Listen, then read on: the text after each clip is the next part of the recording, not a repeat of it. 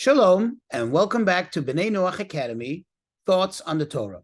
Please remember to hit the like button, to subscribe if you haven't done so yet, and most importantly, to share this wisdom and inspiration with friends and family.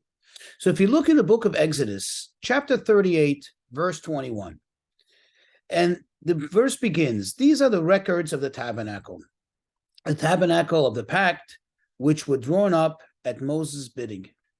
So in this, what we call Parsha, in this Torah portion, which is the very final and last Torah portion of the book of Exodus, it describes in detail an accounting of everything that came in, everything that was received from the gifts, from the donations of the children of Israel, and how it was allocated, what it was used for.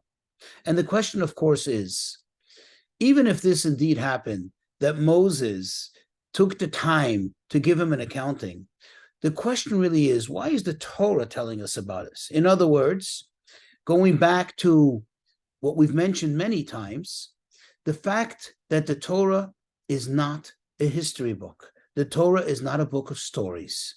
The Torah doesn't just deliver useless or superfluous anecdotes. Rather, everything the Torah tells us is to serve a lesson in our lives, how to live our lives, the most virtuous way, the best way possible. So what value is there to know that Moses gave him an accountability?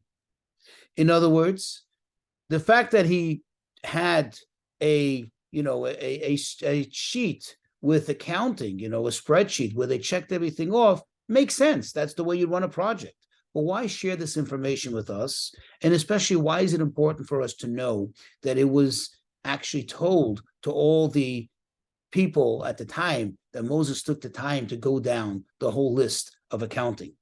Well, the answer is the Torah is teaching us perhaps one of the most important virtues, especially for somebody who's in a leadership position. Somebody who's given trust by the community needs to know that there has to be absolute accountability and constant transparency. Without that, unfortunately, you're not following the ways of God. You're not doing what's virtuous according to the Torah. You see, Moses was trusted by the people. Think about it.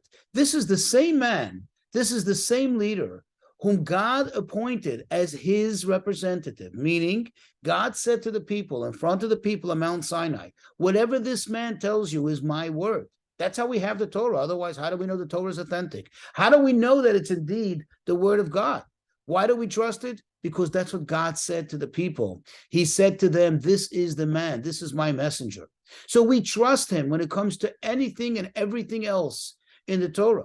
Everything we do in life, all the virtues, all the commandments, all the restrictions, all the prohibitions, everything we follow is by the word of Moses. Why would we not trust him for a few pieces of gold or silver or copper or some good quality material? Certainly the people trusted him. In fact, they can see in front of their eyes the abundance of gold that was used. It made sense. There was nothing really there that Moses would have taken for himself. In fact, Moses lived together with them. It's not like he lived elsewhere in a nicer home and he had a country home or something. Moses was there. He had a tent like everybody else. So there's no reason really for him to have to give an accountability. There's no reason for him to have to be so transparent to everyone, especially when everyone trusts him. But no, he did do it, and the Torah makes it a point to share this information with us, to tell us that whenever a person is in a position of responsibility, that a person is in a position that, especially when they hold public funds or have access to them, a person needs to know that they have to be absolutely accountable and totally transparent. That is a virtue. That's not in any way, God forbid, saying that the person is less than, but rather the person is more than. Even when you're Moses, it's necessary and important for you to tell the people exactly what you did with everything. And that is the virtue.